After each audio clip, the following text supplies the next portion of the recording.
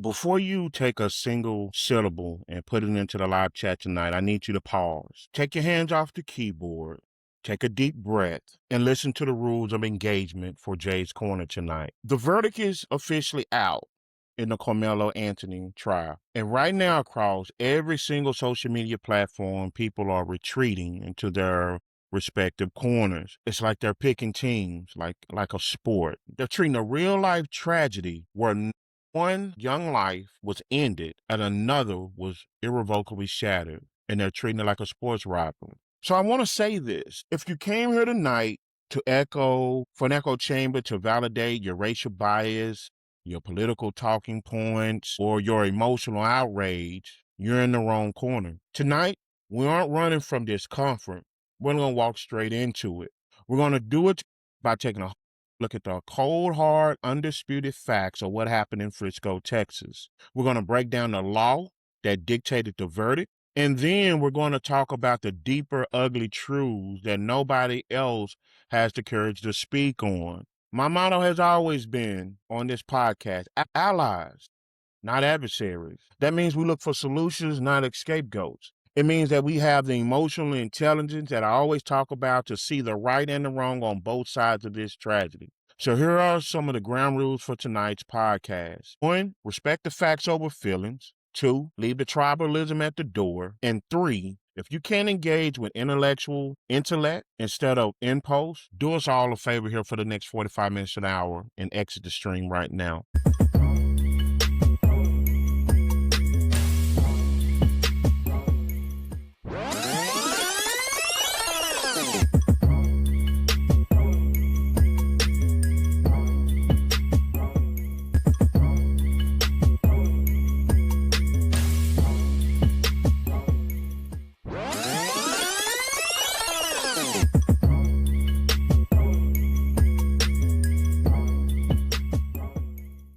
Let's jump into it. Let's have a healthy conversation, and keep in mind, I will be able to see your questions, so drop it there. I am going to monitor this on social media. So those who have joined us from YouTube, we appreciate having you there. And then also those who have joined on Facebook, whether that be my personal page, Coach Jay Hester, or the podcast official page, Jay's Corner. We appreciate you guys doing there. And so as you see me go backwards and forwards, keep in mind that I'm paying attention to you. It's just I want to make sure that I get you guys information in and your comments in. So I greatly appreciate you guys being with me here tonight. Keep in mind that this will officially be posted on Friday on all social media platforms. So if you didn't get to make it here tonight and join us in this pressing matter, I think you'll find that it's going to be different than probably the 140 characters that you see on social media. Keep in mind on Friday at 7 a.m. in the morning, you'll be able to go back and watch it at your own leisure at all social media, at all podcast platform, including Amazon Music, Apple Podcasts, Spotify, and of course, yours truly, YouTube. So, as I said again, welcome back to Jay's Corner, where we're going to dismantle conflict to find clarity. To ensure that this conversation remains completely void of the bias that's been anchored in reality, we have to start with the baseline of the truth. So what I'm going to do now, and as I said again, I'm going to be going intentionally off of my notes on so many things because I want to make sure that they don't get lost in translation. What I want to do is get a brief synopsis, if you will, of how did we get here. I want to go back and set the foundation of the conversation. And again, remember, void of emotion, void of justification or taking sides, man. These are lives, right? We may feel a certain way about the process, what happened, but hopefully we're doing that based on facts. I want to give a brief timeline, if you will, of how did we get here. So April 2nd, 2025 at David Clickendale Stadium during the high school track meet at Frisco, Texas. Hoping I'm pronouncing that correctly. Of course, there was a sudden thunderstorm created chaos, so students rushing to find shelter. Karmelo Anthony, who at the time was a 17-year-old student from Centennial High School, sought cover up under a pop-up tent that belonged to a Memorial High School, right? So it belonged to another school in which he did not attend. What followed was a verbal altercation over the proverbial tribal tent culture boundaries, right? This was a kind of make-believe, kind of understood tribal thing that's passed down from generation to generation on the do's and don'ts, if you will, of tent culture at track events. Karmelo refused to lead. Austin Metcalf, who was a 17-year-old student from Memorial High School, stepped forward and physically shoved Karmelo. In a split-second response, Karmelo pulled a pocket knife from his bag and stabbed Austin, fatally stabbing Austin once in the chest. At the end of the day, one young man is dead. The other one was just convicted of murder by a Collin County jury for 35 years, where he would have to do at least 17 and a half before eligible for parole. To understand why the jury arrived at the guilty verdict, I think this is another thing that we have to talk about. We have our variations. And you guys, right now, I'm giving just the facts on paper, right? But we're going to get into the nuances of some of the things that I feel that are important for us to actually talk about. And so that's why I ask, as much as possible, we're not here just for the emotional uproar. Yes, it makes us feel a certain type of way about this tragedy because there's no other way to explain it. But I think from a lot of the things that I've seen on social media, we've ran past the facts and even the legalities, whether we agree with them or not, and we've just kind of landed on the emotion. And I think what we're going to talk about here later, that's some of the problem of where do we go from here, right? Because just like the weather, emotions change. And I think until we identify this process that we're going to talk about later, then we're doomed to set ourselves up to kind of repeat history. So it's very important to keep those perspectives in mind. Right now, we're just talking about the facts of what has happened, what the actual verdict was, and what was determined in the courthouse. We're not talking about whether, at this point in time, whether we agree with it or not. That conversation will come. So going back again to understanding why the jury arrived at a guilty verdict in less than 3 hours. I hear people, it was just 3 hours. Why? It was so fast. We have to, again, strip away, and I keep saying this, strip away the social media commentary and look strictly at what happened in the courtroom. So here's the trial breakdown in a nutshell, right? Now, there are some nuances out there and a lot of commentary that's out there because the verdict is already had. But for the sake of this time, I'm just going to give it a capture of what the prosecution's argument was and then what the defense's argument was. So the prosecution argument was, they argued that this was provoked murder. It is very important to understand that term.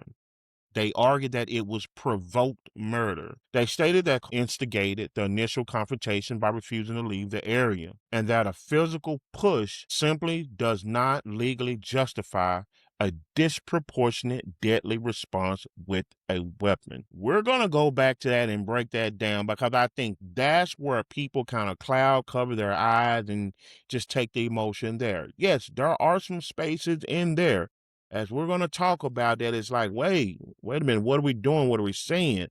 But again, we have to understand that when you're sitting in the courtroom, it's not about our emotions. It's not about how we feel. It is about the letter of the law.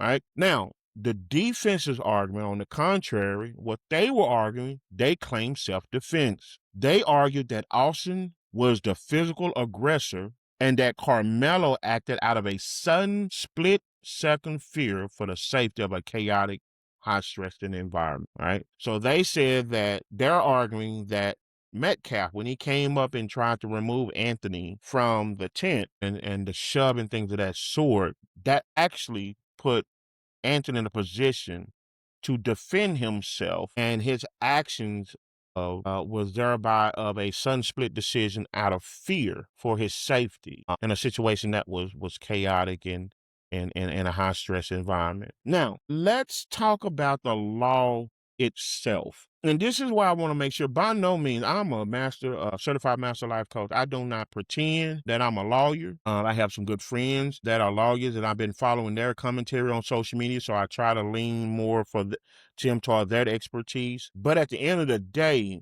I think in talking about the law itself, this is where what I want to do is discredit a lot of the social media fluff, man. It's like, we put commentary on social media like the like buttons, man. If we feel it, we're going to put it out there. And I think that's where a lot of miseducation comes from. I think that's where a lot of false narratives come from. on both sides. And I think that's what allowed people to just continue building these emotions and acting and speaking off emotion. And before you know it, man, the facts are sitting over there. We haven't even entertained what the truth of the matter is. And even some of the commentary that I saw, man, it's like there are no factual evidence in this. Like, it's not even whether I agree with it or not. It's just not true, right? You know, it's almost like this man we have in office, right? We've invented something else because we want to avoid the truth altogether for any accountability. So we're creating alternative facts. Well, that don't work for either side, man. And so I thought it was important for us to take a look and talk about the law itself. Under Texas law, even though Karmelo Anthony was 17 at the time, he was legally tried as an adult. Now, the defense did attempt to introduce a lesser charge of criminally negligent homicide, which carries a much lighter sentence of 6 months to 2 years. So they did attempt to bring that and prove that in the trial. The judge, however, completely rejected this request because under the law, there was no evidence to suggest that plunging a blade into a human chest was an action done without the awareness that death could occur. And so understand, yes, we can have that feeling, and yes, the defense did put that motion in to try to argue that. But unfortunately, there was no proof of the matter that could prove and sway the judge to accept the criminally negligent homicide, which carried a lesser sentence. So it's not because how we feel. It's not unfortunate because he's a young black man. It's not because he's a young person who's 19 now when he got sentenced. Those things, unfortunately, don't matter up under the law. The law is the law. So it's not just because, hey, we feel this way, he just magically get the lesser sentence because, you know, he's 19. He has his whole life ahead of him, you guys. And so, again, that's why I was talking about separating the emotion from understanding the law. Because unfortunately, what we're going to talk about later, we can be emotionally binging all day. But until we're ready to put the work in to change the laws and address the people who are making the laws and get involved in that process, then we're left emotionally binging. We're crying about what's right and wrong, but we're not getting involved. So we'll talk about that here in a minute. So again, the law doesn't care about your hashtags. It cares about human behavior. What happened? A physical shove met with a fatal blade leaves a community with one in the grave, one in a prison cell, and absolutely zero winners. That is the reality. However, there is a massive legal nuance that I'm seeing that was going around during the sentencing phase that we need to really clarify and understand.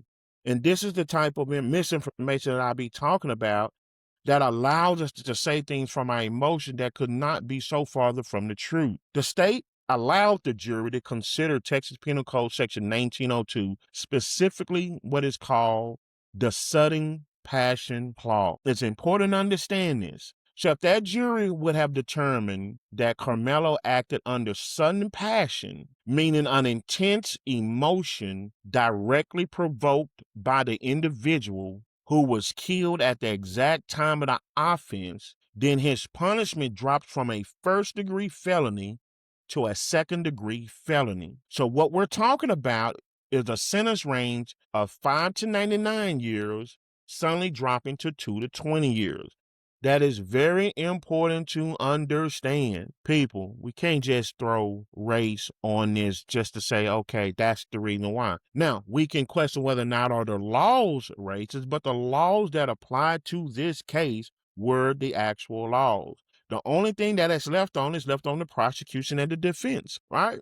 They have to play by the actual same laws and have to give the burden of proof to that actual jury, which we'll talk about here in a minute. So it's very important to understand, again, we got to separate this social media noise and quit treating these young men's lives like it's the Cowboys and the Eagles. Hey, either I like the Cowboys, I detest the Eagles, and I like the Eagles, detest the Cowboys. These are real lives. There were no winners in this situation, believe it or not. You know, if you may feel that there was justice not served, there was opportunity where justice, Lady Liberty failed one of these young men. But the reality of it is there were no victories to walk away with. So it's very understand we have to put the facts on the table. Anytime that we're erasing the facts, just because I want to feel this way and then get upset with those who are putting the facts on the table, man, we've already lost the battle in the war, you guys. So that's why I wanted to make sure that we understood Texas Penal Code Section 1902. Even if it was a sudden passion there that was being argued, the jury themselves found that there was no evidence of that. So that's the framework of the law that we have today. Those are the facts. And now that the foundation is poured, now we have to talk about some of these uncomfortable truths that I was suggesting earlier. So let's look at the first uncomfortable truth, right? And I want the chat to really challenge themselves on this one. Keep in mind, we're live tonight on this Sunday. Thank you guys who gave up some of your time on this Sunday. Hopefully you had a great weekend. To kind of chime in and let's have a intellectual dialogue. Like I said, we'll keep the race baiting and the tribalism stuff. We'll keep that out of the chat, but I definitely want to hear your thought processes on the verdict, the trial, or anything that's being discussed here. And keep in mind, we're allies here, man. We're not adversaries, so we can even agree to disagree. We're not in a situation where we have to agree and, hey, I'm gonna cut you off as a friend or something like that. But I do think we do need to get involved and share your voice. But as I'm gonna talk about later, man, we got to quit treating tragedies like this when it comes to lives, whether unalived or whether losing it to the judicial system and being locked up. We got to quit treating it like just a hashtag, like a trending story. Voice my opinion, social media, go back and forth in social media and build a 100 comment thread, but that's where the work stops. I want to challenge those who do comment, whether it's now or in the future, on your part in this. What are the lessons learned? Or are you just kind of spearing off emotionally? This is a public stadium, a place that's paid for tax dollars, meant for the safety and the utilization of student athletes. Yet somehow we've built a youth culture where teenagers feel entitled to police public spaces based on childish made up rules like tent ownership. Think about that. See, no one wants to talk about that. We want to throw it away and say, well, they just being kids. No, that thought process, that acting on that thought process, that emotional unintelligence that we so justify and we want to just label and put in the gray area because of an age or so on and so forth is the part of the reason why we're here. That is the uncomfortable conversation no one wants to have. This is a public facility. But somehow, like I said, youth culture, in 2026, where teenagers feel entitled to police a public stadium, a public place based on a made up rule called tent culture. And even when I was doing my notes and putting this podcast together, I didn't even know that was a thing, just being transparent. And you're talking about a guy who I used to go to all high school events when my time allowed me to. But nowadays in 2026, tent culture. Now, think about the sheer absurdity of this premise, right? And see, this is why I say we have to get out of just this emotional binging that has no knowledge and no facts to it, right? Hey, this is just how I feel, right? We're at a track event. Think about the absurdity of this premise. You don't go to my school, so you can't stand under my nylon canopy when it rains, just because you don't go to this school. When did we stop teaching our youth basic hospitality? Remember we said what the conditions of that day? It's raining, a storm that just then came. Of course, you can see people running just normal, running for shelter. We're not thinking about whose sign I'm up under, am I up under the correct sign and things of that sort. Trying not to get wet, right? When did we decide that excluding someone from a dry space during a thunderstorm is acceptable behavior? See, these are the things I want to make sure we don't emotionally cloud the legality and have a conversation about the legal system, which we agree or disagree. But there are just some plain common sense, which they say common sense is not so common, but there are some conversations that we still can have without escaping it and just pushing up under the guise and clumping it into racism or clumping into that gray area. Or like some people, when they want their opinion and how they feel to be louder than the emotion, they just don't want to hear it. And then there's something wrong with you because you want to talk about the facts, because those facts are going to hold them accountable to their emotions and their words. And more likely than not, they're going to at least have to be accountable and sometimes even change how they feel about the matter. But in this day and age in social media, everybody just want to be heard. It's my page, right? Gray area. Freedom of speech, I can say what I want, which is not a true statement, but I digress. So really think about that. That's a conversation that no one have. This young man was just trying to stay dry, right? When did we just decide that excluding someone from a dry space during a thunderstorm is okay? Even if we look at it from a societal issue and go down the hall and identify that some of that societal issue is based on race, we'll never be able to fix it from a societal standpoint. And that's what I'm encouraging every adult. My goodness, if you have kids, pull back, right? We have to have a conversation because either one of these young boys could have been one of ours. And my goodness, if the only response we have, if this were my baby, I would have done this, then shame on us for only alluding to a reactive mindset instead of a proactive one, right? Because I don't want to hear this stuff. I want to just act like an animal. I don't want to sit and use emotion and chill and think about it. That stuff is boring. I ain't trying to hear that. Well, isn't that how we got in this situation in the first place? So this symptom is more of a societal issue where territorial arrogance overrides just common human decency. And so we do that even in our words. We take no consideration in how another person's feeling, what they're thinking, or what have you. And hey, billions of people on this earth, and I should be able to do what I want when I want when I want. And what does the other person supposed to do? They're supposed to acquiesce because that's how we feel. That's not reality. So as you can see, this is more of a societal thing. And if you don't believe me, get on social media right now. Like I said before, it's almost like the Cowboys and Eagles. It's like you can't like a player on that team being a fan of the other team. It's like it's straight down the middle. And I think there are times, and look, I may take some hit for this, but it is what it is. We allies, not adversaries on here. I think sometimes we so quick to just throw that fastball. See, that fastball been working all night, and we're so quick to throw that fastball of racism to where even if it works and it is there, we take the mindset that that's it. And now there is no more self-reflection or self-accountability as far as what else could there be. Can two things be true at one time? And I think that's where we as a people get ourselves into it. And sometimes it make our argument ineffective. Because even if there is racism there, and we'll talk about that later, because that's the only thing, and we refuse to look at these other things that come out and like, well, wait a minute. Let's bring this into the conversation and the dialogue. We jump into our emotion. We don't want to talk about that. I don't want to talk about that. Downplay it, justify it, or what have you. Then it's like, well, okay. Well, you know what you just allowed your oppressor to do? Well, you now allow them to downplay and justify whatever. So now what happens? The problem gets put aside. Now we're just going back and forth based off emotion. The truth is somewhere sitting in the corner. I want us to think about this. Now that we established that, right? I wanted to be clear because I think that was one of the uncomfortable conversations that I realized is that you don't have the right to police somebody where they're sitting at a public event. When did that get to the point, and when did we take the human decency out of the fact that somebody's stranded or someone's trying not to get wet when the weather is inclement, that we uphold this stupid absurdity that a such thing that doesn't exist, tribal culture at a sporting event, lends us to put our hands on someone.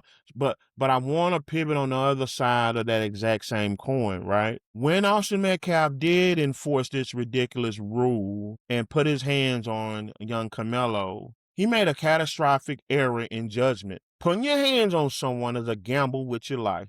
You never know if that person you're shoving is having a bad day. You don't never know if they fighting a mental health crisis or if they're carrying a weapon.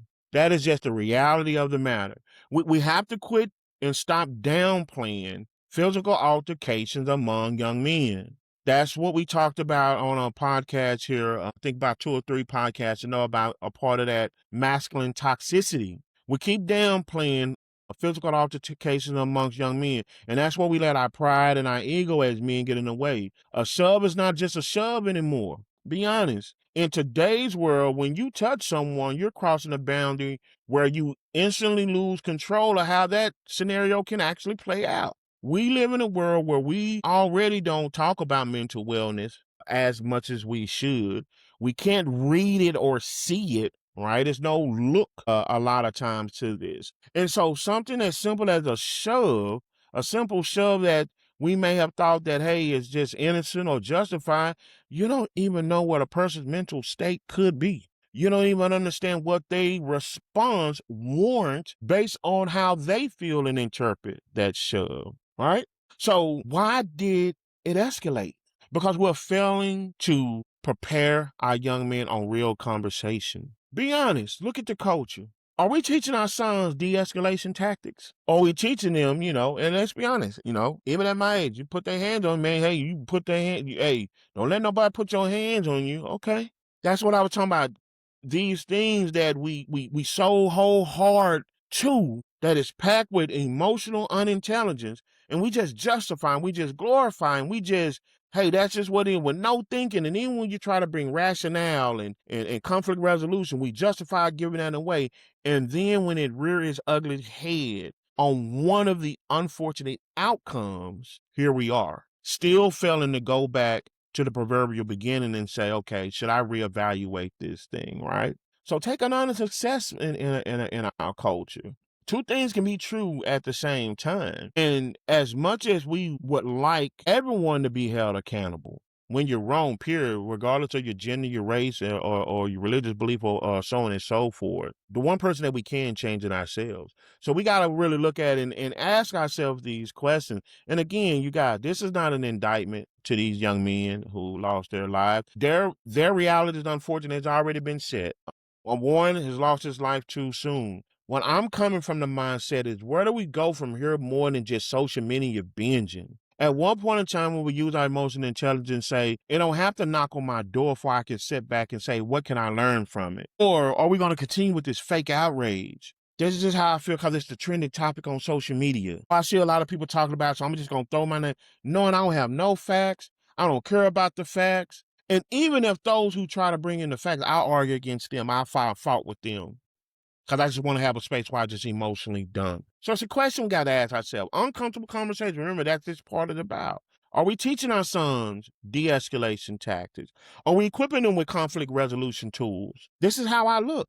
I don't want to be considered the P word. I don't want to appear weak. Put your hands on me, man. I might put my hands on you. We're having these conversations. And look, we know in the culture, man, what we mean, some of us, when we're having these conversations among ourselves. But even what we mean doesn't always translate into the reality. And so that's why I said the emotional intelligence. Can we challenge ourselves? Okay, let's have a different conversation. Do I care enough about the matter and the issue at hand? Or does all I care about and what matters most is that I'm heard, that how I feel, I got it off? Or are we looking for real truths? Are we looking for real lessons learned, if any, right? Are we still whispering the line of air into our children's ears that their masculinity is tied to a never back down at all cost mindset? See, it was something that me and my frat, we were sitting talking, that young Karmelo said, that we all understand. Again, in our culture, we understand what it means. And this is why I'm saying having two things can be true at the same time. We have to quit excusing facts for, you know what I mean, and expecting everybody to accept what that means. No, it doesn't work that way. The law is the law. I don't want to misquote the young man, but when he alluded to something as, put your hands on me again and see what happens, do you know that is what called the sudden passion a rule to be knocked out? Because it's not about his interpretation. It was about actually what was said. Are we teaching our young men anymore? Or are we just teaching them our words and leaving it up to them to interpret what our words mean? Until, unfortunately, when we act on these words, and now the law can legally interpret and trump all. I feel we've romanticized the toxic male ego to the point where walking away from a petty argument under a tennis view that's cowardice. But to me, escalating it to a physical fight is viewed as what? As much as that can be perceived as a loss, it's like that male ego from some conversations I've heard was that walking away, hey, you're a coward. You're not standing up for yourself. But escalating into a physical fight is viewed as strength. Can someone please jump in the chat? Where's that strength now? If it was a sign of strength, and I'm talking specifically to my male audience, if Karmelo not responding was an act of cowardice, tell me where the strength is at in this. You know why you can't show that? Because that's a lie. And that lie is exactly what killed unalived Austin Metcalf. Now let's turn our attention to, and again, you guys, I appreciate you guys jumping in here. Again, I will continue to respond to your comments throughout this live. I want to have a real conversation, man, about this, one that's void of just emotionally binging. Who am I here to say that racism has something to do with it? Do I believe it has a part in the societal issue? I very much so well believe. I believe all these stringed events do, but I also believe that there are some uncomfortable conversations that I think at times like this, we take advantage, whether it's not knowing or knowingly, to hijack the responsibility of having some conversation that we should be able to have amongst ourselves. And I think all too often those who are willing to have those conversations, we make them so unpopular to where we just make it an emotional binge. Whoever jumps on this train, then they right because they agree with me. But those hard conversations, let me kind of dispel them. And we have to quit doing that. I think these men's lives and this tragedy is more than a hashtag moment and deserves at least an honest conversation, if there is a such thing. If I find myself chiming in on it or feeling some way about it, then two things. Am I using the facts about it? And then what can I learn from it to make sure that this issue never happens again? So I want to now kind of turn our attention to a deep dive in weapons, lessons, and outcomes, right? So let's look at the next reality check. And this one goes directly to the folks defending Karmelo Anthony, his actions. Right. To my knowledge, both these young men were top grade students, great athletes at their prospective schools. We don't know them personally. And keep in mind when they did what they did, they were 17-year-old teenagers. And this is why I'm saying just throwing the racism ball on it, just lose. Like, just common logic says it's 17-year-old student athletes, testosterone flying everywhere, and they're in a situation where they're at a track meet, and then we all know what's happened. Do we know definitively that young man was racist? Come on, y'all. Because when we say we do, now you know you have to prove it. You can't just say it because that's how you feel. So if you didn't have the capability to step in that courtroom and argue that was a reason or a justifiable reason, like, come on, we can't just assume. We cannot just assume just because that's the color of their skin. No more than we assume just because you live in Dallas, you have to be a Dallas Cowboy fan. And just because you live in Philadelphia, you have to be an Eagles fan. Just based on that, we can't do that. Is reckless. And so as I talk about, and I talk directly to folks defending Karmelo Anthony, I want to give you something to pause and think about.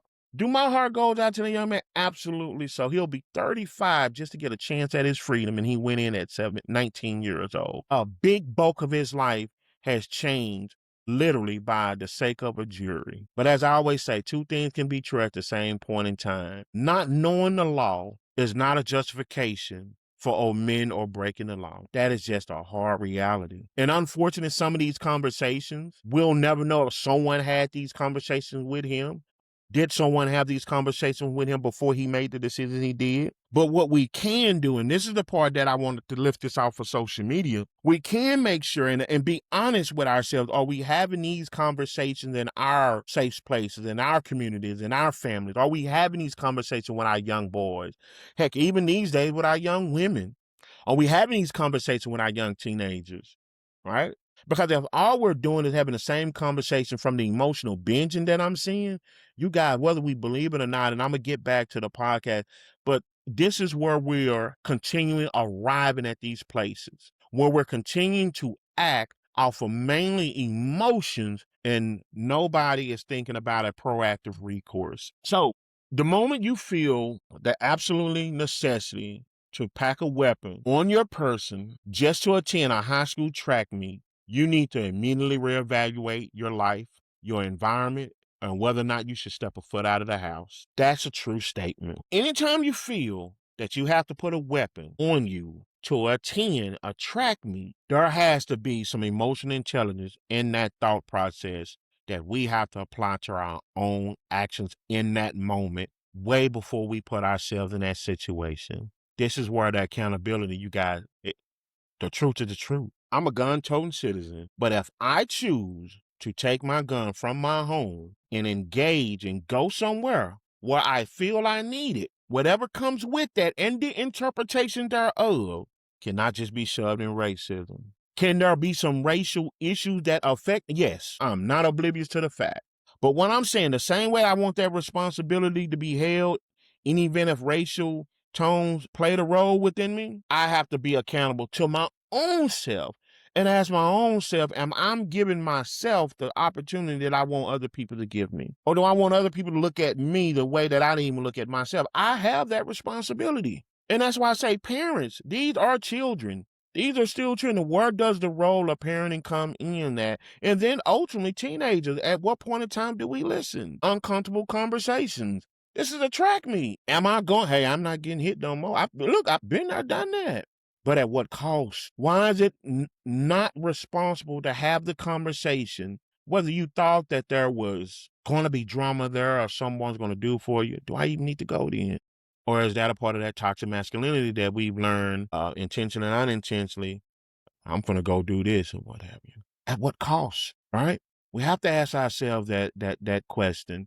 A school athletic event is not a war zone. I can think of a lot of places that are rougher that may warrant having to have a weapon on at my age. But a school athletic event is not a war zone. If you genuinely feel that your life is in such a imminent danger that you can't navigate a track meet without a pocket knife in your gym bag, you miss a dozen alternative exit ramps before you ever reach that actual stadium. There are a dozen ways that this could have been avoided altogether, and someone has to have the intelligent conversation to say so. We cannot take that off the table. No more than even if there were racial tones in the system, unfortunately, that we know there is racism built in this system. We know that these systems are not built for us when we go into any courtroom, and that cannot be excused. The same way that we got to look on our end. Don't go. Mom and Dad, hey, could you drop me off?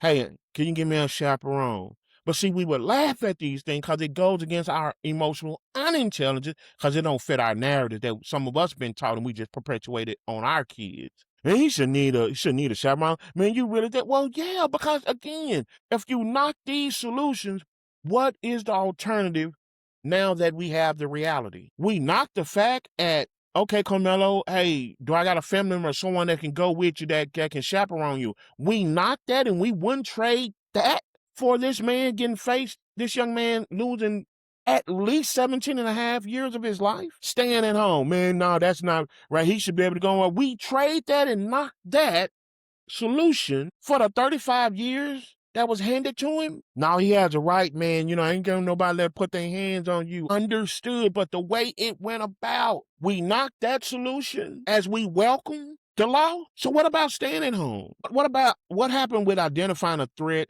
and telling an adult, telling a coach or a security guard? The young man afterwards went and talked to a coach. And I was talking to my friend the other day. For those who quickly want to knock that, that's fine. You can have your opinion.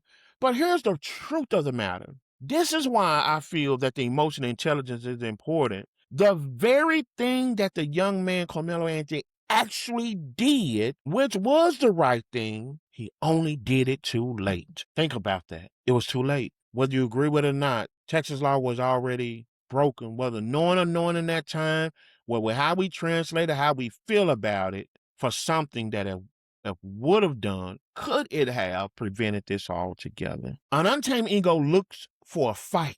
Emotional intelligence looks for an exit. If your only tool for conflict is a weapon, you aren't protecting your life, you're just preparing to ruin it. Let me speak with absolute clarity on this next point. And look, I don't care who gets offended by it. Even if we all agree that young Austin Metcalf was completely wrong for trying to force Karmelo to move from a space he didn't know, which he was. You have no authority to try to remove someone from a public facility where my parents pay tax dollars on. There is no legal rule of tent etiquette and all that. So yes, Metcalf, you were in the wrong. And yes, Metcalf was in the wrong for putting his hands on young Karmelo Anthony. So even in agreement on the fact that young Austin Metcalf was completely wrong for trying to force Karmelo to move from this space, that he didn't own. The truth of the matter is, Metcalf didn't deserve to die from this. And I think that's what the emotional outcry have to flip it when we get lazy with racing. What if the shoe was on the other foot? Stop. This ain't that. There's no way we can make that blank statement and say that with 100% fact.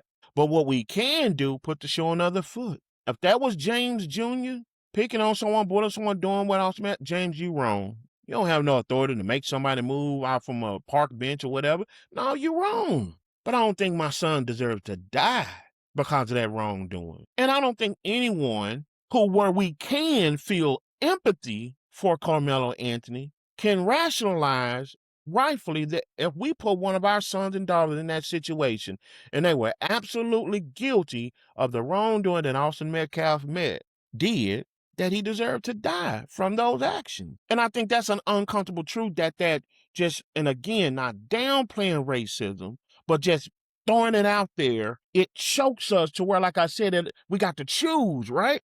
And because Black people, we know the realities of racism, guess what? I'm going to kind of lean toward regardless, without looking at any facts, without looking at the truth, without any objectivity. And then for those who don't believe they're racist, guess what? They're going to fight against it. Who walks up to it and have these uncomfortable conversations? No, Karmelo Anthony shouldn't have been approached about moving off from under a tent when it's storming outside. Man, we're going to be here up for a minute. Everybody trying to just keep dry, let this weather go over, and then everybody go on to what they're doing and enjoy the track event.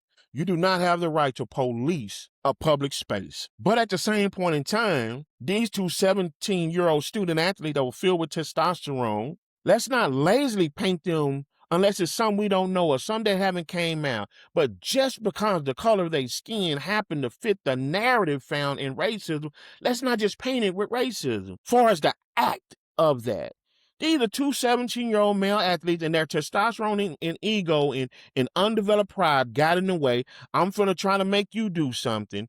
I'm finna make you actually do it. And guess what happened? A tragedy on both sides. We cannot ignore that conversation even within itself. Because if we paint it just with racism, then okay. You do know Black students that testified against Karmelo Anthony also. That were eyewitnesses who was said to be there. You do know that, right? You do know they were actually asked themselves based on what they saw, do they feel it was self-defense? And they said no. Don't just explain things away, man.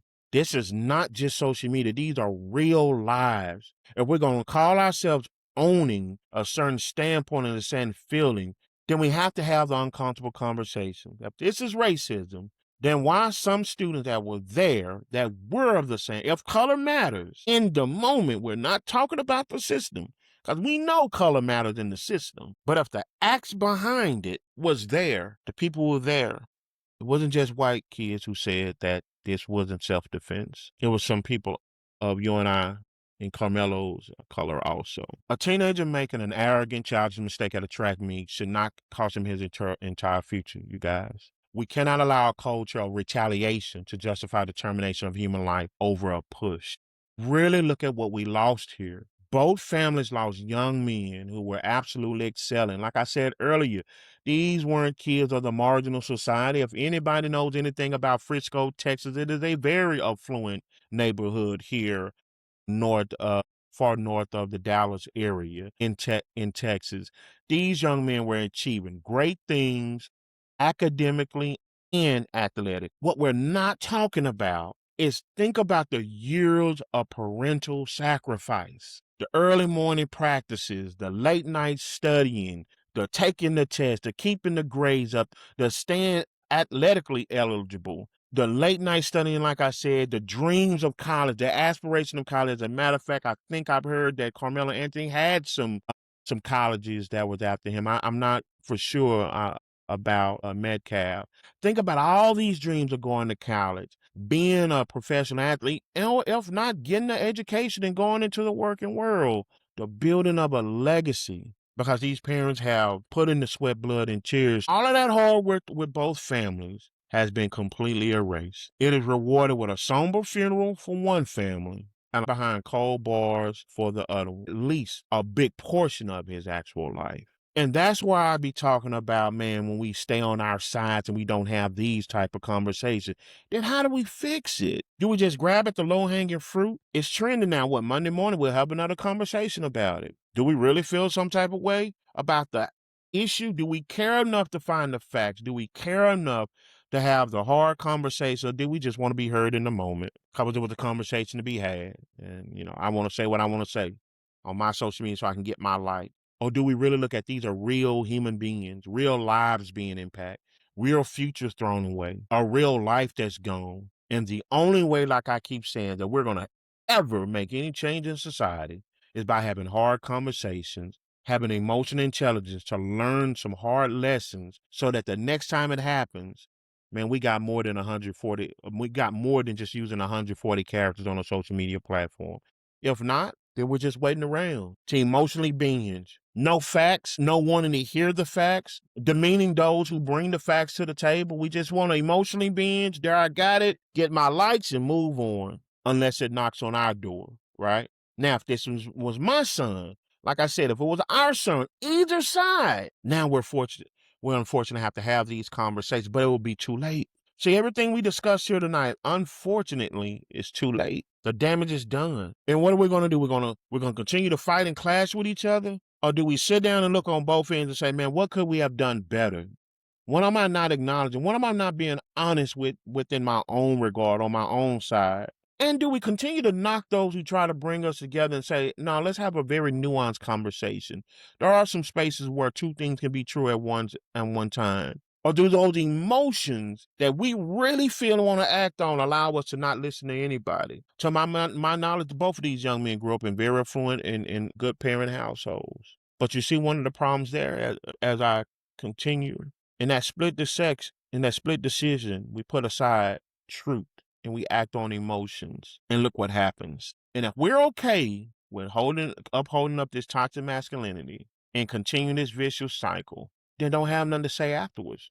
Because you, my friend, are part of the problem by wanting space to completely emotionally binge and make it just about you and your platform, instead of saying the best thing we could do from this tragic situation is to be objective, look at the facts, and if there are parts in there to where racism is in there, then what am I willing to do? What sacrifices am I willing to make to address that and try to change that? Because if not, and I'm just doing a lot of talking, I'm part of the problem, because we have yet laid a roadmap of what the solution of it is. So what I want to do right now, and I thank you guys for hanging there with me, I wanted to be sure that I gave time for nuance of facts. I wanted to make sure that I also gave an opinion, if you will, and I'm careful to say opinion as a certified master life coach, what my opinion and my assessment is of this tragedy, of this situation involving Anthony Metcalf and Karmelo Anthony. But we got to start having a conversation, man, and lifting it off of social media. Give these families the proper respect and say, what can we do to get involved and change this narrative? We cannot sit around and post on social media and wait for this unfortunate situation again and just throw racism at it. Or throw racism. Even if racism is a part of the problem.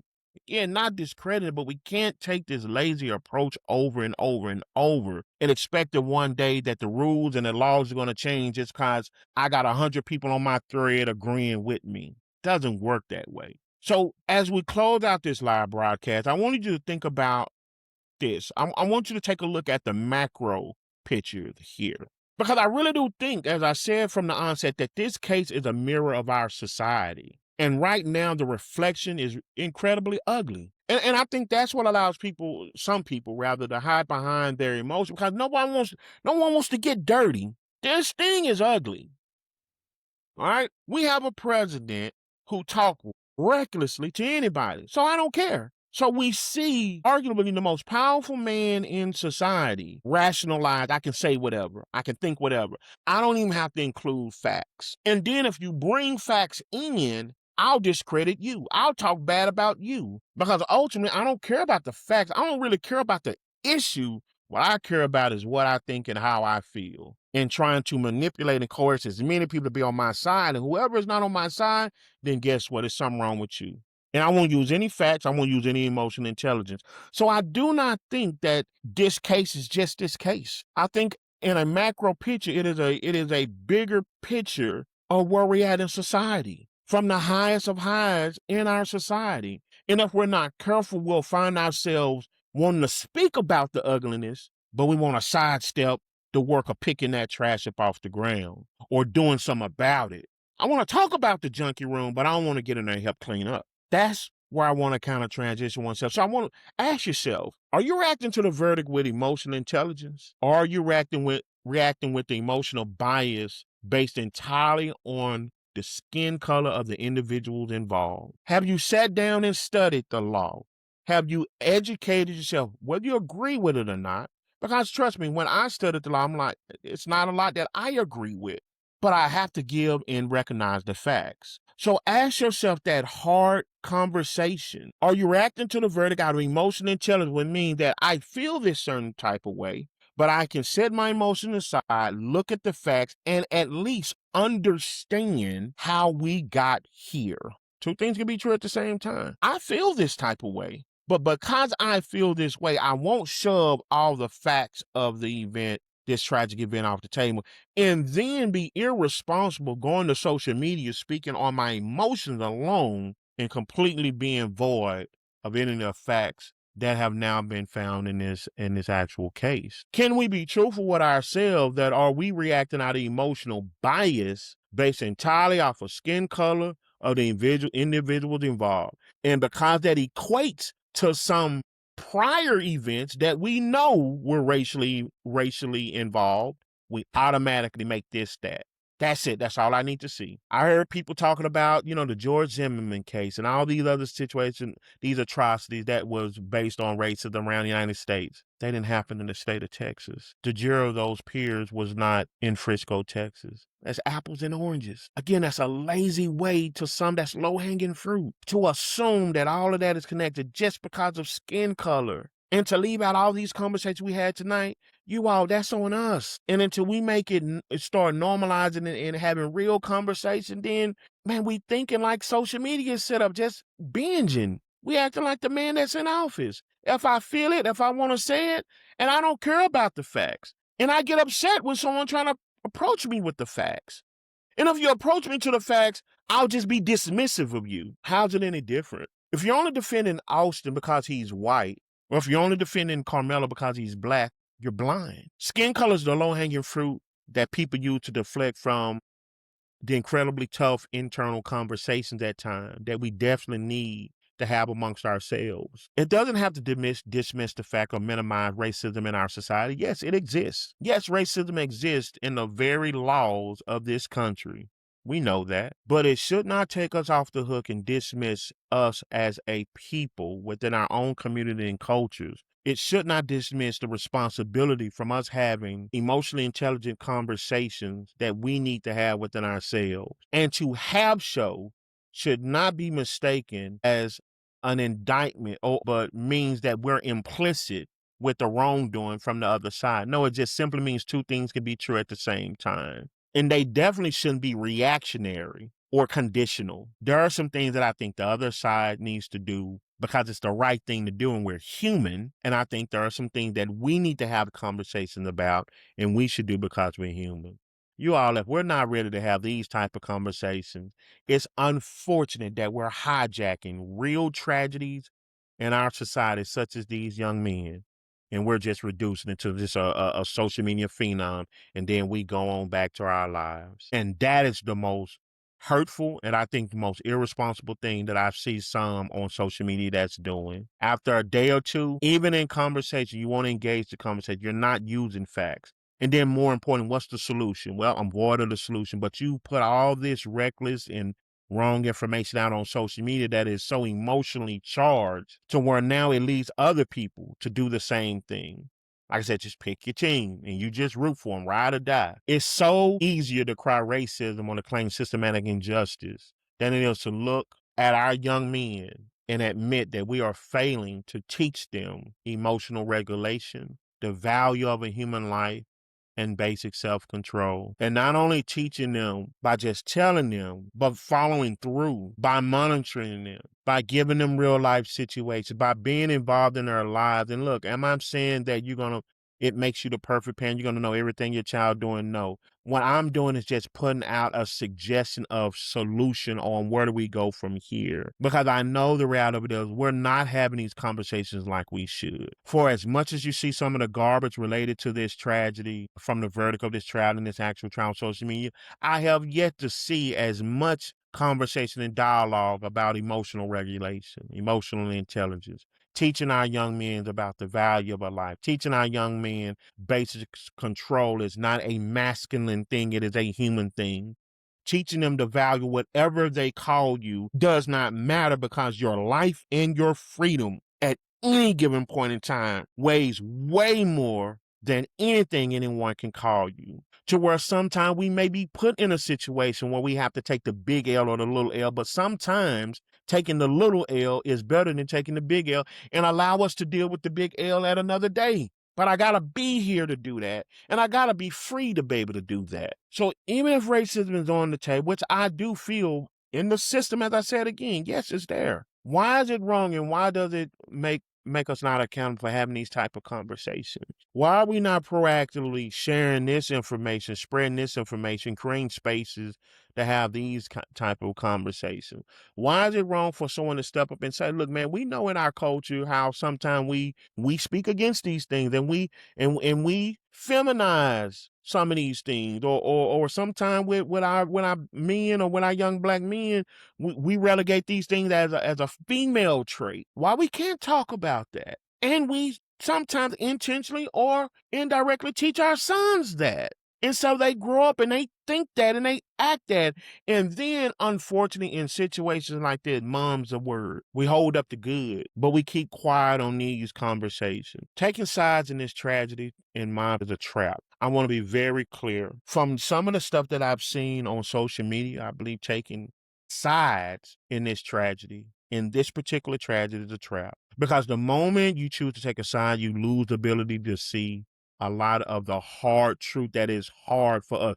Even myself, with a black son that's in college, just finished his junior year. Even having to take a look at my own self, I used to subscribe to some of these old ideologies. That's how I can speak on this masculine toxicity. What are the ramifications from me teaching my son at some point in time these things? Now that I see it play out on either side, do I have to go back and revisit some of these things, or do I just double down because, racism? And the fact that I know racism is out there, I damn sure better want to go back and have these type of conversations. Because, see, I can't stop racism like this in just about a snap of a finger. But hopefully having these true and transparent conversations with people who look like me and people who I can influence will. So I do believe taking sides in this case, in this tragedy, is a trap. The law had to be upheld in that courtroom, because actions have consequences. Whether we feel they are right or wrong in our society, actions have consequences, and that's what that courtroom was about. I want to show you something before I close, to show you how ignorance, not knowing, or stupidity, knowing and just don't give a care, makes this a reality. I heard so many people even argue, left the topic aside, and said that this young man did not have a jury of his peers. Because a lot of people say, well, a jury of peers, he ain't with no black people on that jury. That's unfair right there. And this is why I'm talking about having emotional unintelligence that leads us to have arguments that are just riddled in falsehoods, which will lead us to not being able to change the truth, because we're approaching with misinformation. We don't want anybody to correct us. And those who correct us, we downplay them, and we have some against them, instead of saying, but if I get the facts and I accept the facts for what they are, then I can use the facts to truthfully make the impact and the changes that I need. And that's what I don't believe some of our agenda is on social media, just to be heard. So I wanted to give this example right here, because you had so many people rushing in. He didn't have a jury of his peers. Yeah, they're going to appeal it. They're not appealing it because of a jury of their peers. They're appealing it because they don't agree with the actual sentencing. They want to go back and argue the sudden passion clause of the law to try to get young Karmelo Anthony's sentencing reduced down. Because remember, that one carries from 2 to 20, while the other one carried 5 to 39, and he got 35, where he'll come up after he has to do 17 and a half at first. It has nothing to do with a jury of his peers. And you don't let anyone tell you that. You guys, this stuff is public information. And this is why I'm talking about the danger of just the emotional unintelligence, allowing us to spew misinformation across social media and stand on that instead of the facts.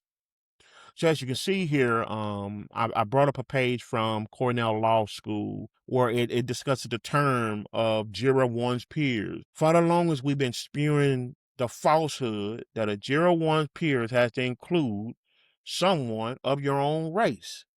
Well, I'm here to tell you that is completely false. Quit saying that.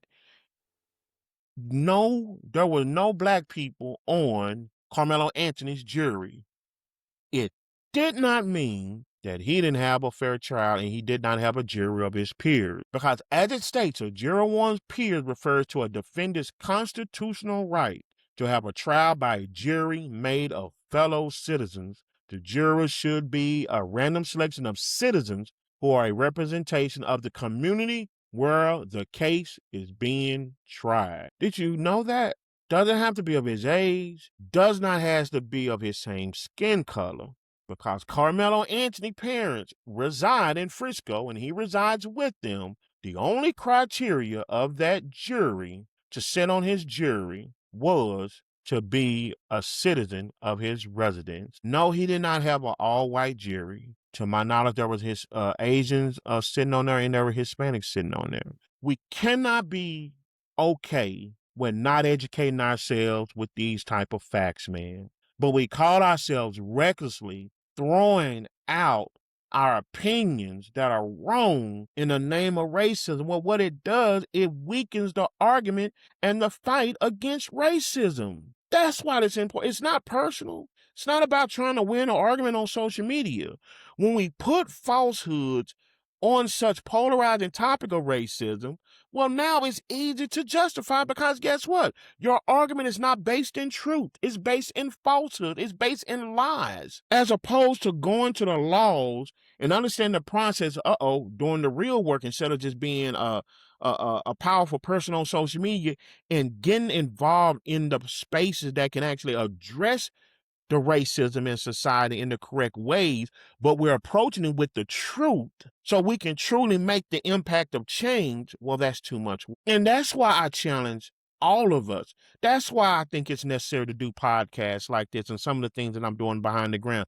Because if not, be honest with yourself. Don't expect the people on the other side of the aisle to give a care about it when you don't give a care about it, to get up and go to jury duty, to vote in your local elections, to understand what's going on in the local election. What are some of these laws like this, such as a sudden passing? Did we know this about this? So that in the event of not only if anyone in my community gets caught up in the system and has to face it, but what if that was my son? Did we educate ourselves? Do we know of these laws?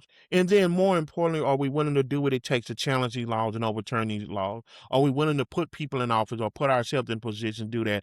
Or do we just relegate the loss of these two lives to just social media sparring and expect somebody to take us serious or just call it hating? Or all these, like I said, these made up words and terminology. And the sad reality of it is our life is gone. Our life is interrupted at least, like I said, unfortunately, 17 and a half years. All that hard work is down the drain. So as I said again, the law had to be upheld in that courtroom because action have consequences. But justice in a courtroom does not heal a broken community. And that's why I keep saying this is where the philosophy of allies, not adversaries, must become our blueprint. Because where do we go from here? Well, if your only plight was to be victorious on social media, where do you go from here? You go on and talk about the Knicks winning the championship and you wait for the next trending topic. You know, you were so upset and you felt some type of way and you want people to feel your emotions. So you left your comments while it was a popular topic. But if you're really concerned and that's your community, then guess what? You just wait for the next topic.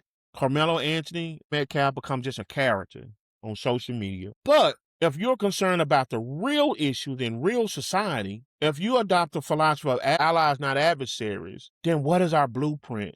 An adversary looks at this case and asks, how does my side win the narrative? All right. Not so much about the people and the lives that are involved. I got this talking point on on this thing right here, and what are you saying? And I'll go back and forth. And at worst case scenario, I block you, and hey, I fixed that issue. Low emotional intelligence. Something is not about racism now, just about going backwards and forward, or spewing just reckless information that's not factual across social media.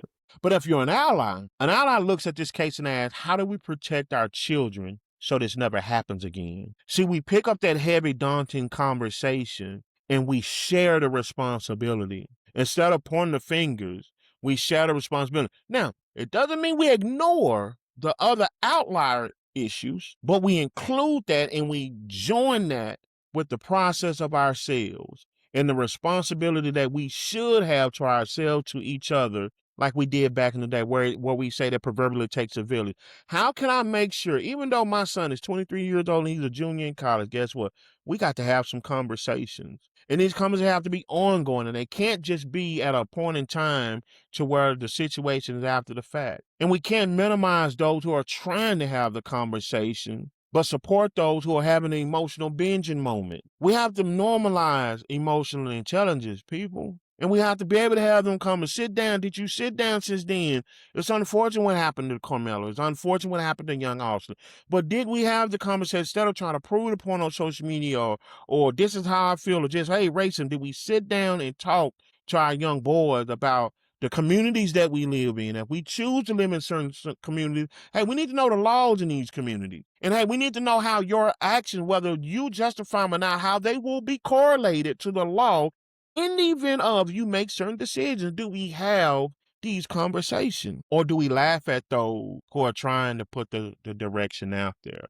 Right? If nothing else, we have to ask ourselves one of the most polarizing things from this: how do we protect our children so this never happens again? We have to become allies in the fight for the minds of our youth, you guys. We do not know in that moment up under that tent. We only can go about hearsay, and we have the right to draw our opinion. Hey, I think that was racially charged. Our opinions, but we must not allow that to overlook the facts. There was two young student athletes who got caught up in their pride because they didn't like the actions of each other. I bid who's right or wrong, they did not like the action of each other. And instead of them being proactive and being able to have conflict resolution and resolve the issue amongst themselves, they were reactive and collided and escalated a situation that unfortunately took a life and unfortunately put another life behind bars, like I said, for at least 17 and a half and could be up to 35 years.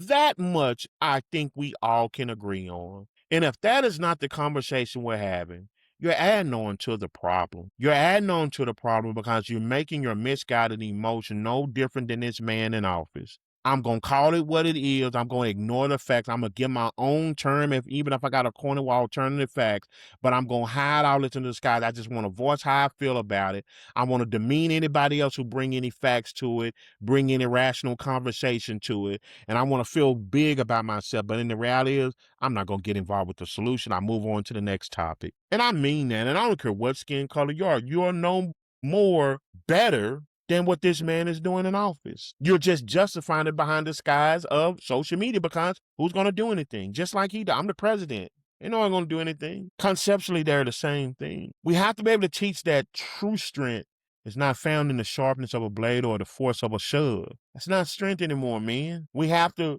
understand that true strength is an emotion and discipline to rise above petty provocations, to be able to value the legacy that I'm already building, and be able to learn that, guess what I thought was weak, what I thought at one point in time was told as a feminine trait, no, I need to uphold this legacy and this road that I'm on. So even if I need to appear that, or even if I have to take a loss right now, ultimately my freedom and my life is bigger than any situation right now that I'm dealing with. And look, I wasn't there. I don't know what situation, what outs that Karmelo Anthony had. I'm putting this on the topic before the next time. But I do know we have to make a difference, a mindset, and we have to teach our children differently, right? We have to know that walking away is really what makes us the strongest man in the room. We have to change that narrative. You gonna let him do that to you? I often wonder when I heard the facts of this case that if young Karmelo did not say, if you come over here, watch what happened to you, how much that would have gave his defense an opportunity to argue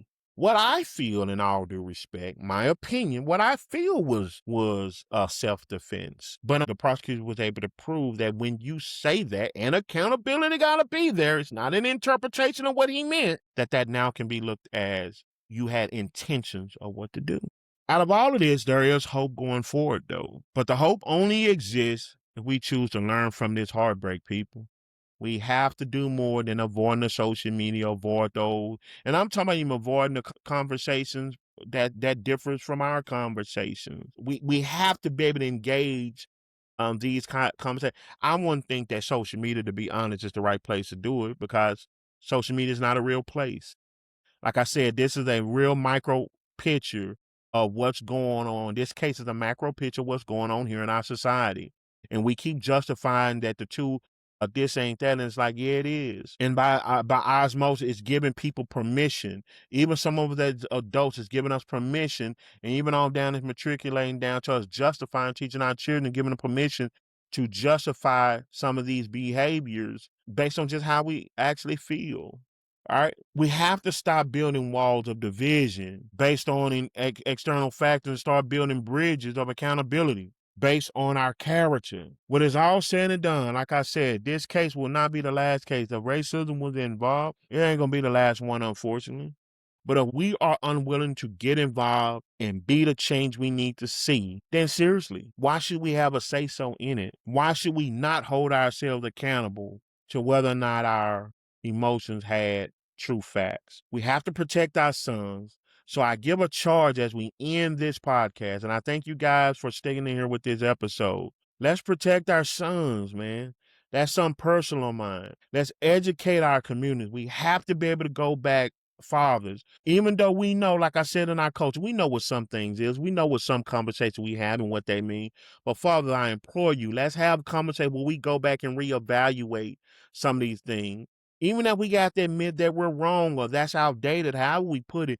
But let's protect our sons by going back, have real conversations that mirror and match the safety and sanctity of our young men's lives and their freedom, that match what we are seeing here in today's society, until there are some changes better in society. We owe that to ourselves. Let's continue to educate our communities. Let's have the conversation. We cannot be a community just on social media, on a hashtag, on a trending area. These are real lives. These are people who live in Frisco, Texas.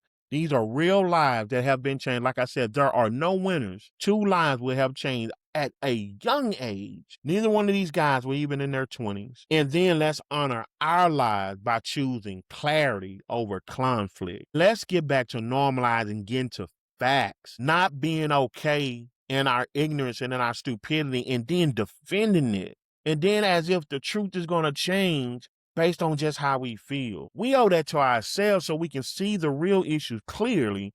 And then when it's an opportunity to fix it, we're able to fix it with facts and not emotions. Look, I want to thank you guys for stepping into Jay's Corner tonight. I wanted to be very mindful of this sensitive topic. I am mindful that there are still 2 families grieving. Again, it's not about taking sides.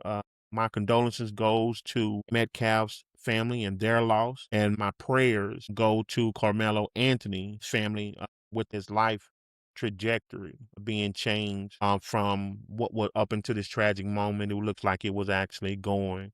But look, you guys, I want to thank you guys who did hang in here, who did chime in. Keep your heads up, keep your heads clear. Let's be emotionally sober. Remember, we're all allies. We're not adversaries. It's okay that we agree to disagree, but let's make sure that we understand that in our communities, it's better to be allies than adversaries. I'll see you next week. We'll talk later, and you guys take care.